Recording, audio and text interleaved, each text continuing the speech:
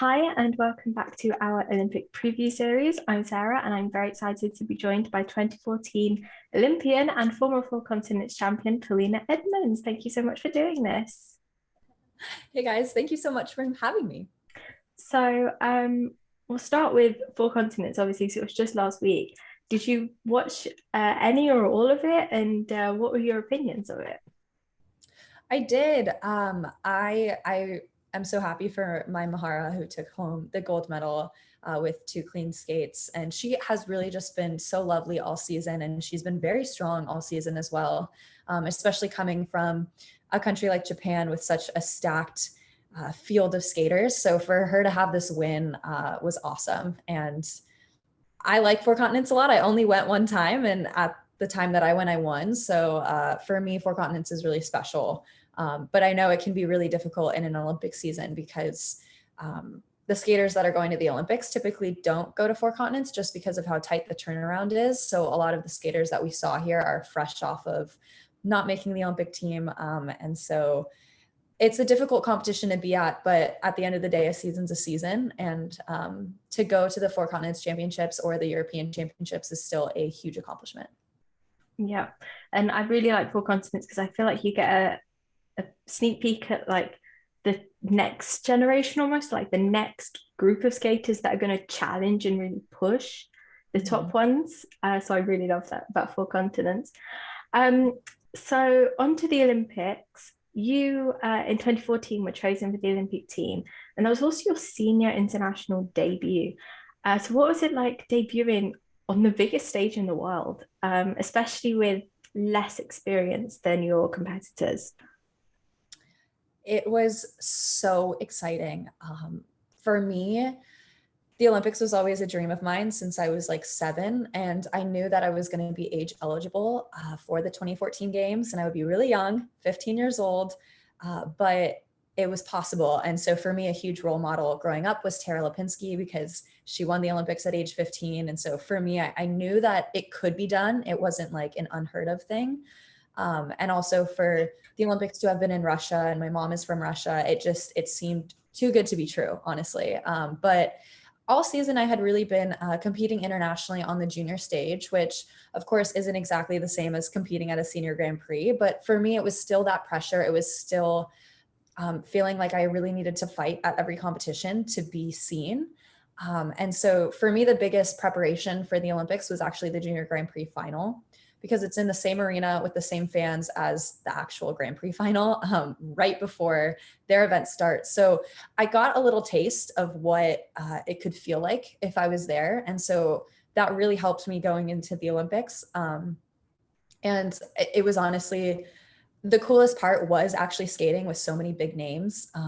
I was skating with Yuna Kim and with Mao Asada, Carolina Kostner. It was just crazy because they were my idols who I looked up to and I watched on TV all the time. And to be in the same locker room as them and to be on the ice with them, I celebrated that moment. I was ecstatic to be there, and all I wanted to do was show off what I could do. I didn't really feel scared or like stressed out that I was at the Olympics. I was more um, very grateful to have made it to that level. Huge achievement, and for everybody to be able to watch me on the same ice as all of these great skaters. So I think a lot of people have opinions on whether or not young skaters like can handle something like the Olympics, and I'm here to say they absolutely can. Yeah, and do you think sort of with that, you obviously were competing junior, but do you think the lack of international recognition on the senior stage sort of harmed your scoring in any way? Yeah, I definitely think that if I had been pushed out internationally, even a season beforehand, if I had been selected for Junior Worlds in 2013, um, that could have potentially made a big difference in the scoring for me as a senior lady, because definitely coming into your first event as the Olympics, or if it had been Worlds or even Four Continents, without having a reputation at the senior level or even really at the junior level with something like Junior Worlds, the judges like aren't quite ready for you if your federation isn't pushing you out as number one, right? So for me, I was going with two great US skaters, Gracie Gold and Ashley Wagner, who were pretty established on the senior field already. So for me, kind of coming in as American number 3, internationally speaking, there wasn't much that I think the judges could do with me other than like start with a base score for me to work up from, which I did. And when I went to Worlds a few months later, I increased my score a little bit. So I saw like the stepping stones that were supposed to happen. And I'm okay with that, because at the end of the day, you know, everybody kind of puts the time in. And would it have been nice to maybe score higher doing the same elements as other skaters? Of course. But all I can control is my own skating, and I'm really proud of my skates at the Olympics. Yeah. Do you think, not do you think, were you happy with your placement there for it being like the biggest event in the world and your senior debut there? Yeah, I'm really happy that I placed in the top 10. I think that is such a cool thing to say, that I placed in the top 10 at my first Olympics at age 15. So do I wish I placed higher? Of course, you know, who doesn't? I think for me, actually, one of the hardest things was after the Olympics, every time somebody finds out that I was an Olympic athlete or that I've been to the Olympics for skating, the next question is, do you have a medal? And so for me, that would be the dream, like to have a medal and be able to say, yes, I'm an Olympic medalist, not just an Olympian. But you know, out of my control. There's so many great skaters too. So I think if I had been able to keep skating past my injury when I was 17, that could have maybe been a real possibility. But, you know, who knows? Who knows? Yeah. And I remember, I think it was early this year or last year, an interview came out that you were going to try and get back into the competitive ranks for this Olympics. Can you talk a bit about that and sort of why you obviously because of the pandemic it couldn't happen, but can you talk a bit about that, please? Yeah, so I was in the comeback training for the 2018 Olympics, and then past that, I really would have loved to be at the 2022 games. But essentially what happened was it was a really long process of coming back. And originally when I had first tried to come back, I went too fast and I re-injured myself within 6 months. And then I needed to take an even longer gap from skating. So then it was like the second comeback for me. And then that took a really long time just to work up all the technical elements back. And then once I got all of the elements back with no injuries returning, the competition part was what I needed to work on next. So I really needed to just compete, get my nerves under control, because I hadn't really been competing in about 3 years. And so even doing a local competition in the Bay Area where I'm from, I was feeling super nervous and I wasn't able to complete my jumps like I did in practice. So my entire vision was just to compete all year long in 2020. And so when the pandemic hit, that just really threw a knife in those plans. And for me as a skater, that's what I needed, was like the competition aspect and the nerves aspect.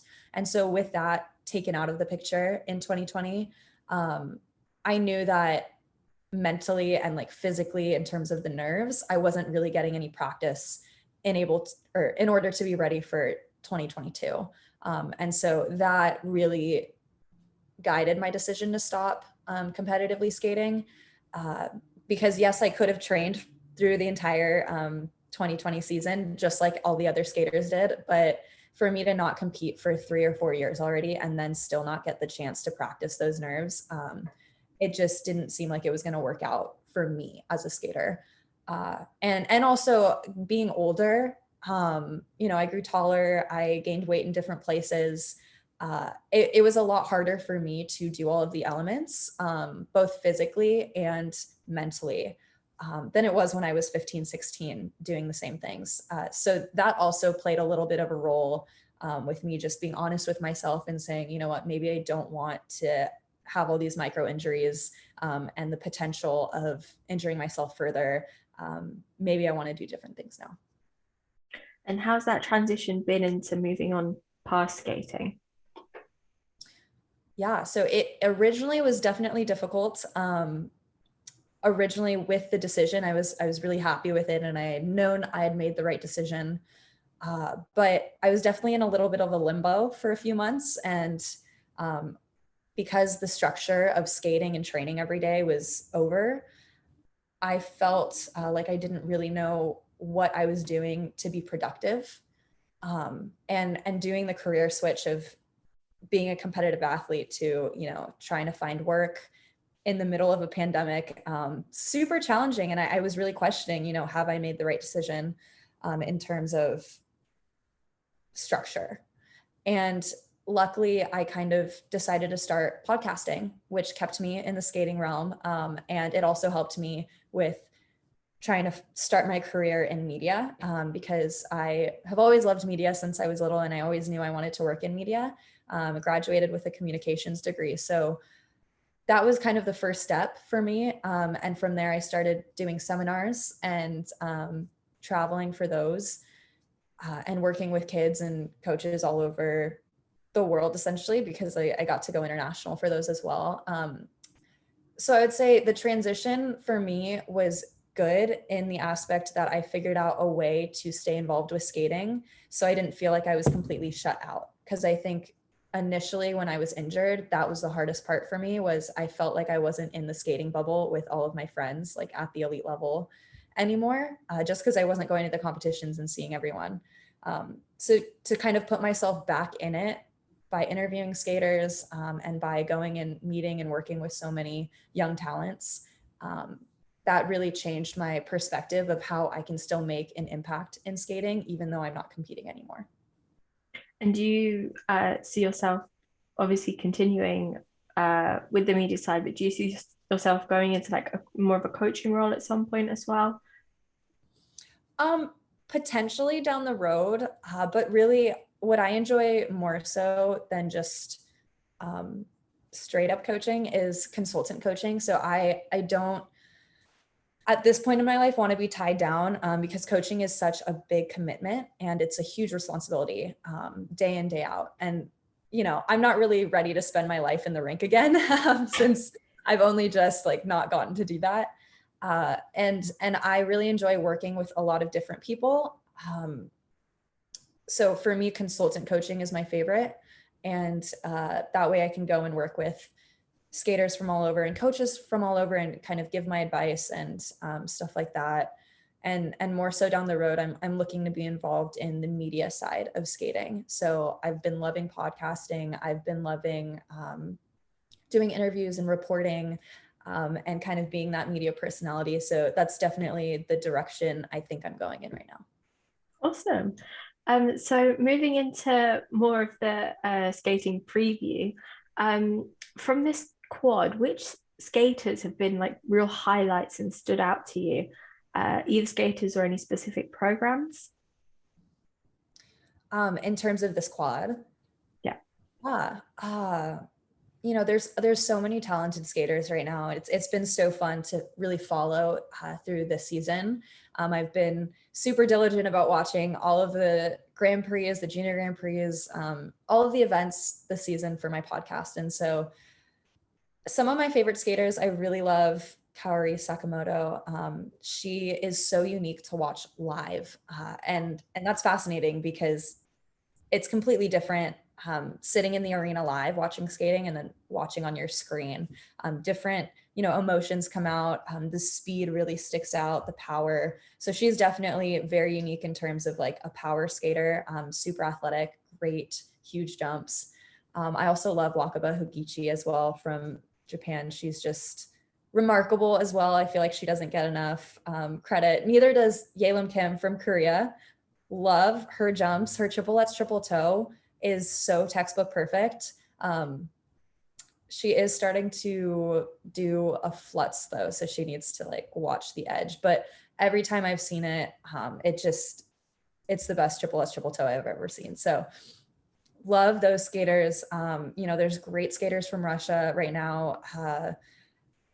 Kamila Valyeva is like probably going to win the Olympics. She's been winning everything all season, and she's very unique as well. She's just so strong, and just gorgeous to watch. So there's just so many great skaters. Trying to think off the top of my head, love Luna Hendricks. She's awesome, whole package. And from the US, you know, we're sending Karen Chen and Mariah Bell and Alyssa Liu, who Karen and Mariah are going to be super artistic. That's one of like the strengths I think they hold over other skaters who are really focusing on the technical. So they're going to kind of bring that old school skating style, which I love seeing. There's just, there's a lot of great people. Yeah. Have there been any men that have stood out to you as well? Yes. So obviously, Nathan Chen, amazing. He's been amazing for so long. And we were juniors together back in 2013 at the Junior Grand Prix final. So it really has been outstanding to watch his career go the way it has, and watch him be in the mix to win the Olympic gold medal at this Olympics. Vincent Joe as well from the US, you know, he's such a hard worker, and the progress that he's made components wise really stands out to me. And then internationally, haven't seen Yuzuru Hanyu this season. I know he competed at the Japan Nationals, but he wasn't in the Grand Prix season. So I'm excited to watch him at the Olympics. But somebody who really stood out to me was Yuma Kageyama. I loved him. So I'm really, really excited to watch him. I also loved Mikhail Kolyada's Nutcracker short program. I did see that. I saw something about him testing positive though. Yeah, he's out of the Olympics. I know. I'm so bummed about that because I was really excited to watch his programs. Huge bummer, but we have so many talented athletes once again. Watching Ilya Malinin from the US win the silver medal at our nationals too was just like insane. So I'm so excited for the depth of the men's field right now. Yeah. So as we look into the Olympics, the team event obviously comes first. You weren't part of the team event in 2014. How long in advance did you know you weren't going to be in it? And did you feel any less pressure knowing that you only had to skate for yourself and not the team event? Yeah, so the team event is such an interesting event. Like all the skaters pretty much want to be a part of it because of the medal opportunities that it provides. But for me, I think I would prefer if the team event was actually after the individual events, because all the skaters are really coming for the individual, and that's the dream, to medal and truly be, you know, a gold or silver or bronze medalist in your individual field. So I think if that was first, I think the team event there would be like a lot better feelings for it, at least in my opinion. Again, haven't done the team event, so I can't really speak on it. But I definitely think it's a great opportunity for all of the athletes. And I know it's like a really fun event to be a part of, but I also have heard that it's very stressful because we're not a team sport. How you skate in the individual event, it doesn't affect anybody except for you and your coaching team. But there aren't other athletes that are hoping that you do well or also going to be affected if you don't. And so from that aspect, to throw that as an Olympic event, a lot of pressure and a lot of stress on the athletes. So it's a very interesting thing to be a part of for sure. But I think that the US, Japan, and Russia are probably the three countries that are going to medal. I could be wrong. I don't know.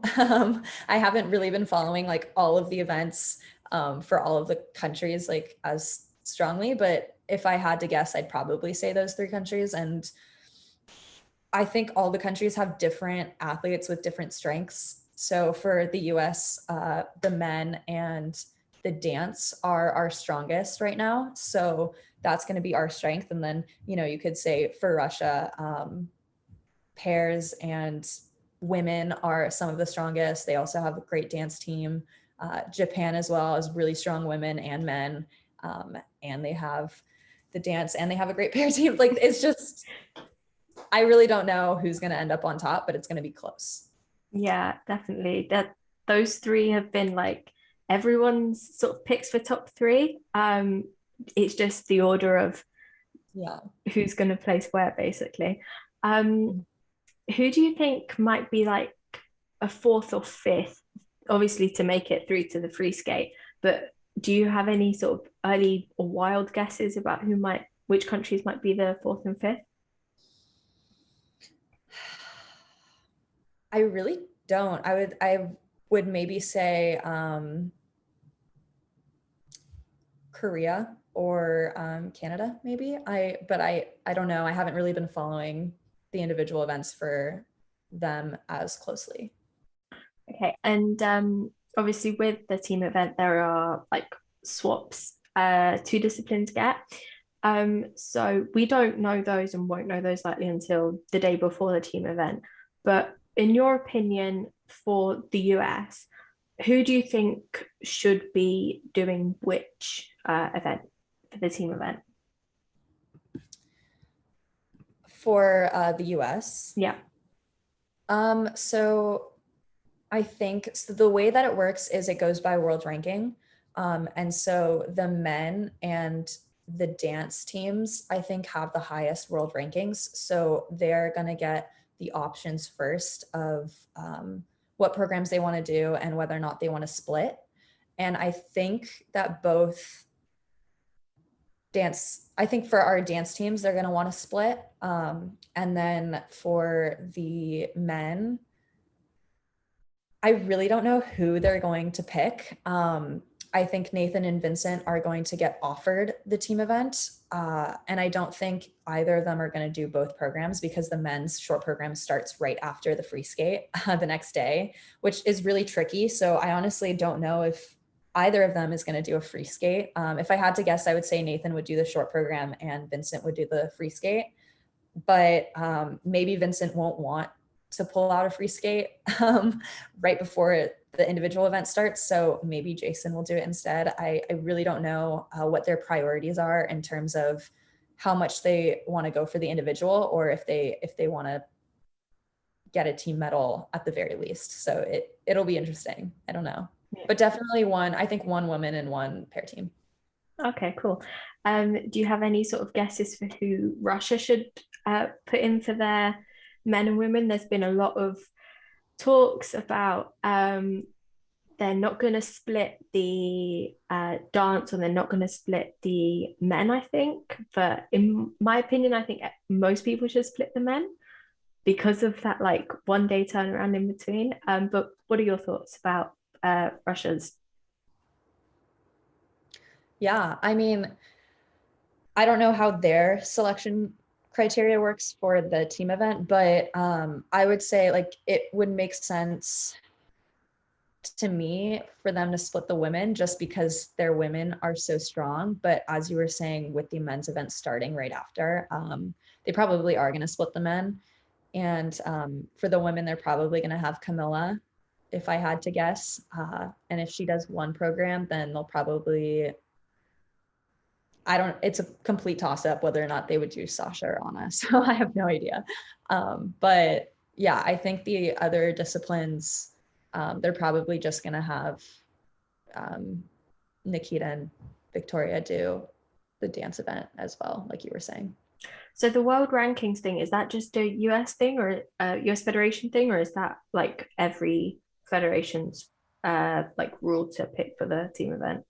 I'm not sure actually. I think it's just the US's criteria for how they specifically select their teams. But I don't know. It might be similar for other countries. Okay, cool. And then moving into the individual event, we'll start with women. Who are your medal predictions for all three? I'm definitely think Camilla is gonna win. She's just been on top of everything all season. And the quality of which she performs her jumps are definitely the strongest. She's doing the quads, so are other skaters, but I would say that hers are a lot more solid when she hits them than other skaters. And then it's very possible that we have a Russian sweep. I think that's kind of how the season has been aligning for the Olympics. But that being said, they're pulling such hard elements, and there's no guarantee that they're going to get rewarded for that risk if they don't hit perfectly. So if we see a program where there's a lot of falls, it's very possible for a skater who isn't going in with the quads, but has really great quality, you know, triples, it's possible for them to slide in. And so I honestly would love to see that, just because I think the full package of skating needs to be celebrated in women's skating, particularly because of the quality of the jumps right now. Yes, we have a lot of women doing quads, but they aren't like beautiful, perfect quads most of the time when they hit. A lot of them are, you know, really, really like short landings, maybe a little bit sideways. And of course it's really impressive, but it's not the way that the men are completing the quads right now. And maybe with time women can do that, but right now they're not at that level yet. So I think I would still prioritize like a beautiful, huge triplets, triple toe that's landed perfectly than like a scratchy quad. But that's just my opinion. And so yeah, I definitely think somebody like Kaori Sakamoto or Wakaba Higichi, Young Yu, also so strong, going for the triple axel, or even Luna Hendricks, if they hit clean programs, clean short and clean long with like great quality, there's definitely a chance that they could land on the podium. And same question for men. Who's your podium prediction? It's going to be so tight. I'm actually really excited to watch the men's event because I think it's just so unpredictable because of the depth of the field. And so I definitely think it's going to be between Nathan and Yuzuru Hanyu. And I think Yuma Kagiyama is amazing. And so if he were to skate 2 clean programs, he's also right up in there. Definitely rooting for Vincent as well to skate the way he did at Skate America, because he's so strong when he hits perfectly. And so yeah, I'm hoping that he is peaking at the Olympics. He's so strong as well. So I have no idea what order. I really can't say. I hope that Nathan does his absolute best. And if he won the gold, I would be so happy for him, because I feel like he's just been on top for so many years. And it's one of those things where it's like his name is already a huge household name. And to have the Olympic gold medal, it kind of like, it just clinches the career for him, you know? So I'm hoping that he has the skate of his life, but he's up against some really, really good skaters. So we'll see. Yeah. And going into the season, would you have predicted the US team looking like it does in terms of who's on it? Are there any choices that you disagree with or are hesitant about? I think for the most part, the team is pretty much what I would have expected from the beginning of the season. I think for me, the biggest unknown was actually mostly the women, just because we didn't know who was competing at the start of the season. There were some injuries going on, and the Grand Prix season wasn't going so well. So it was pretty much an open door at our nationals to see who landed in the team. And we had a few skaters that could have potentially made it if they had skated well at nationals or hadn't been injured. So I think that one was probably the most like unknown for me, but everybody else, like I could have predicted the teams beforehand. And I would say for me, the biggest kind of like wrench in the teams was for our men. We had Ilya Malinin skate so amazingly at nationals with so many quads, like perfect quality. So to see him get the silver medal and not be selected for the team was really shocking for a lot of people. And for me, being in a similar position when I was also a first-time senior, also being super young, 15 years old, silver medal, to see him not be selected was hard for me and a lot of people, really, because it's inspiring to see a kid like that, you know, progress and be able to mentally put it together at nationals, and skate lights out. And so, you know, it is what it is. Jason Brown is also such a amazing athlete, and he's been on top of his game for the most part in the last 8 years. You know, he's really been putting in the time, and improving artistically for those years. So it was a hard decision for our judges, but at the end of the day, they went with the artistic side of things and not the technical side. And that was their choice to make. Do you think, not just this Olympics, but in general, do you think skaters should look more towards the, like, not perfecting, but really working on their artistic side to see people like Jason sort of rewarded more? Yeah, so it's really interesting because I definitely feel in certain aspects of skating, we're pushing the technical too far, and we're rewarding high risk and attempts for quads that maybe aren't the best quality. They're sloppily landed, or they're not perfectly backwards, or there's no flow, or there's no speed. And that takes time to master, but I don't think that we should be like hanging medals around people's neck for squeaking out quads. If you come in and you like nail a quad and it's like huge flow, it's perfectly done, I'm all for that. But if it's not, I think that the artistic side of skating should really come through. And it's a program at the end of the day. It's not just a jumping competition. So in that regard, I think if a skater like Jason comes out and he does what he can do, which is the triple axel and triple triples, if he hits those elements with beautiful quality, you know, huge speed, huge flow on the landings, and he has the artistic side, he should be rewarded for that full package of skating. Absolutely. However, if he comes out and he is doing like two-footed landings and stuff like that, the artistic components can't hold him up for those. And likewise for a skater who's doing quads, but it's not the best quality, I don't think that they should be held up for trying quads.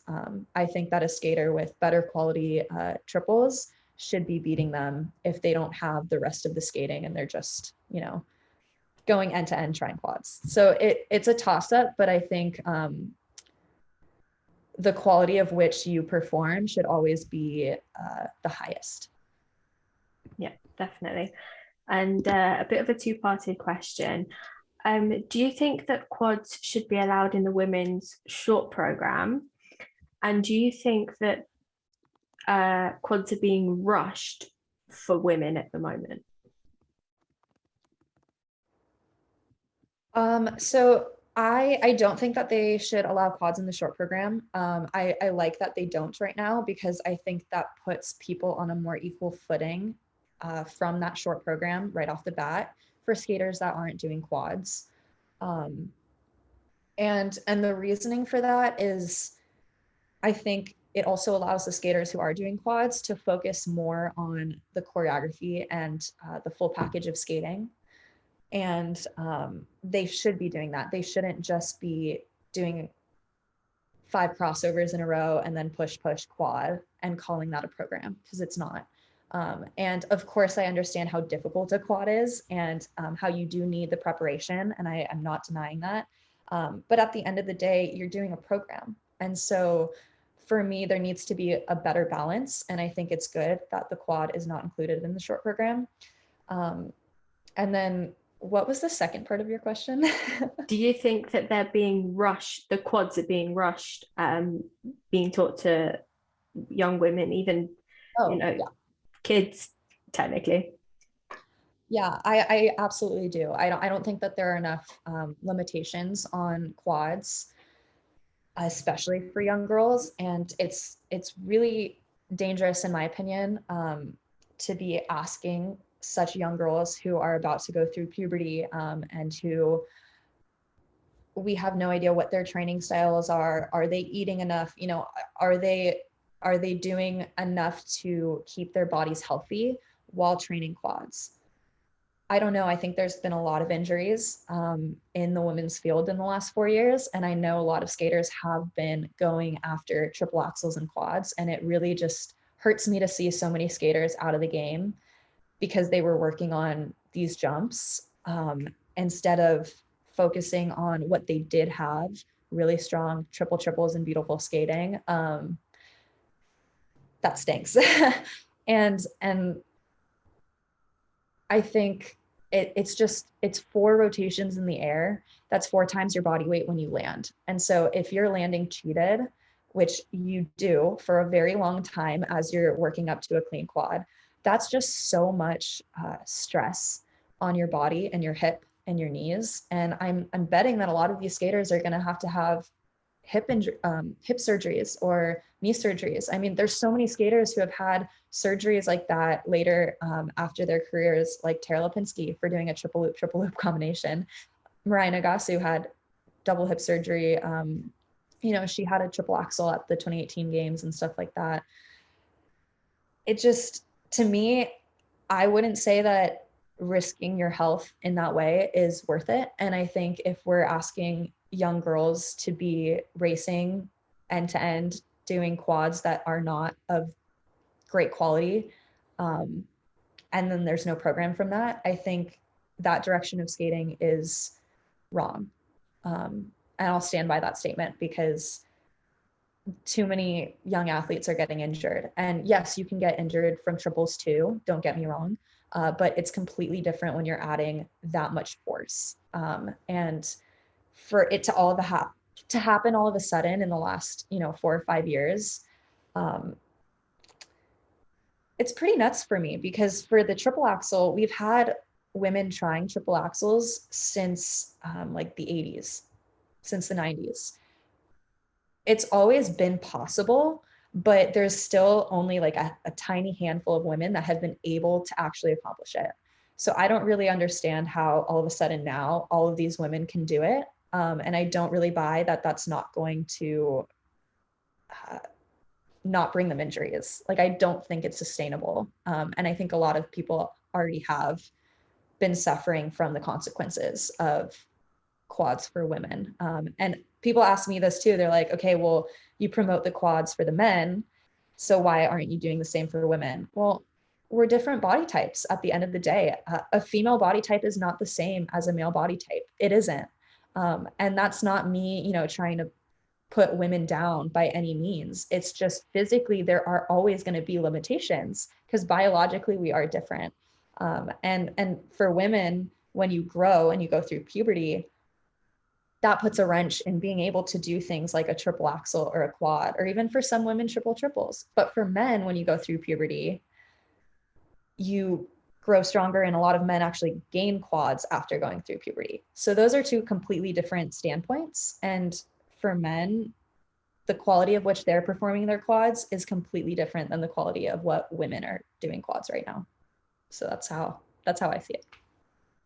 And do you think if women were to learn quads and if it was to be sort of implemented in that safer way, do you think they should start, I guess, at a later age? Because at the moment, you look at the majority of women going to the Olympics, they're all really young. Do you think if they were to push that safely to sort of train them at post-puberty almost, do you think that would be better?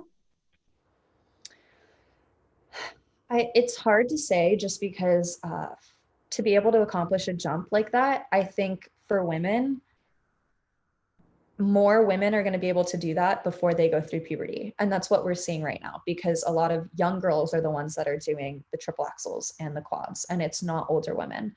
And when an older woman does, it's much less than young kids that are able to. So for us in the last, 5 years, the older women that have been able to do it past puberty are Mariah Nagasu, Lisa Tuktamisheva and Amber Glenn is who we've seen.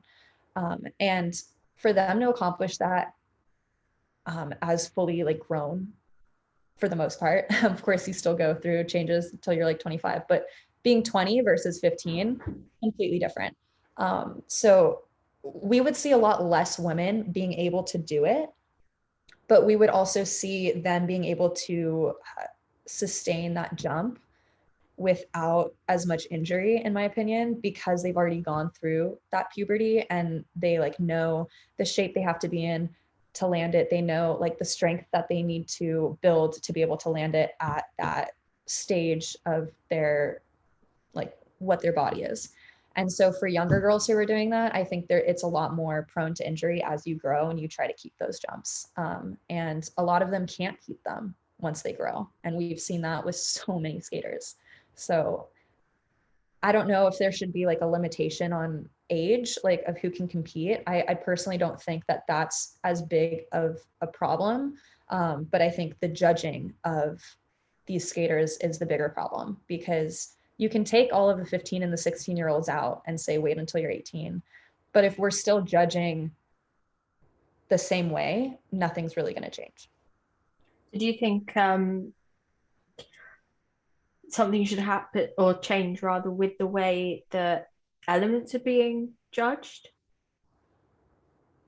Yeah, so for me, again, seeing a skater come out and do a quad, let's say they're doing a quad lutz off the wrong edge. So that's a flutz. That should immediately be docked.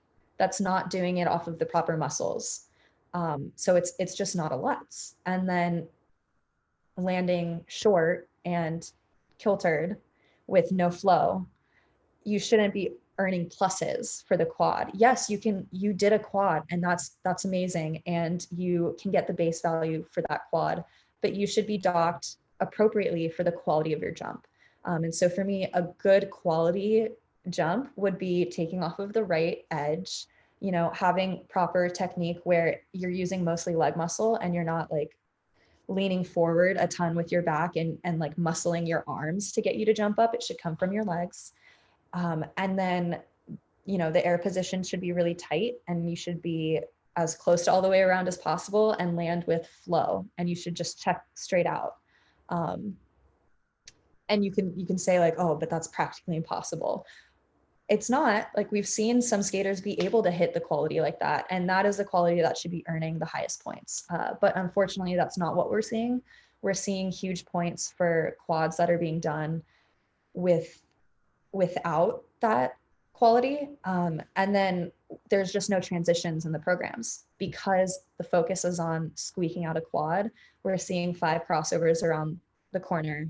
We're seeing like push, push, push, and then they land and it's just another stroking pattern into the next jump, back to back to back. There isn't any performance and dance in the program. And so I think if they were judging from an honest standpoint of, okay, we're awarding you for the quad, like you're getting the points from the base value, the quality is lower, so we're going to dock a little bit, and then there's no transitions, you're going to end up where you end up against a girl that does great quality, like perfect, beautiful triples, and like has a full program with tons of choreography. And I think that's how the judging should be. And since we're not seeing that, we are seeing so many girls without any programs, but they have the quads land on the podium. And that puts such a limit on all the skaters who do have the full package and they aren't getting rewarded. And it's hard to watch that because I just don't think it's right. In your opinion, are there any women that have like example quads that you would say, yeah, this is how they should do it? Yeah, for the women, I think the best quads that I've seen this season have definitely been Camila Valieva's. Her speed and power and like the solidness of her landings are impressive. I will say some of her jumps technique though, she does kind of muscle with the upper body and like use her back to jump. But for the most part, I would definitely say that hers are the most impressive out of the women. And I fully acknowledge, I think Anna Shcherbakova has a quad flip in her free skate, which she lands solidly sometimes, but her tapping leg, it kind of like bends aggressively and then hammers into the ice. And so for me, the quality of that technique shouldn't be awarded super highly, because a proper, like, beautiful triple flip is going to have an extended free leg on the tap, and it's not going to use, a skater won't use their upper body to kind of like hammer themselves up. They're just going to be jumping from the muscles in their legs. So it's all about technique for me. And I don't know, that's just my opinion. Yeah, no, I mean, it's very valid. It's a conversation I know always happens on Twitter somewhere, about the difference between them. But yeah, such a great insight as well, coming from a skater, someone that's obviously knows a bit more about the technique and sort of the inside of it as well. Yeah. So moving on to finally our Patreon questions. So from Hannah, is there any music you would like to have skated to and didn't get the chance? Oh my goodness. I've had so many ideas for different programs that I've like never gotten to skate, but I could probably make into show programs now, that I'm doing shows. So we'll see one day. But actually, one song that I always wanted to skate to was Carmen, which is very strong music. So when I was younger, I was always like, I'm going to wait until I'm older and more mature. And that way it comes across really well. But unfortunately, I got injured before I could grow enough to accomplish that program. So that's definitely one I would have wanted to skate to, just right off the top of my head. Maybe coming to a Stars on Ice or a show skate near us soon. Maybe one day. Maybe. There's so many places. Yeah. I just wanted to apologize. My phone kept going off. I don't know if you could hear that. Okay. So from Lisa, similar to the topic we were just discussing, we've seen US women try to incorporate similar technical content to the Russians for quads, triple axles, and not always have great results. Do you think the US will learn to challenge them more, or is the coaching culture too different? Like coaching culture in the US of trying to get quads. Yeah. Is that what you're saying? I think it's very prevalent already, honestly. I think a lot of young coaches who have, well, not just young coaches, but coaches of all kinds that have young athletes that are growing right now. I think that's on everybody's minds. I think their first goal is definitely, solid triples, because that's kind of like the stepping stone to getting to triple axel and then quads. But I just worry about pushing young skaters too fast into trying a quad when you're like, I don't know, 12 or 13, and then injuring yourself before your career even begins.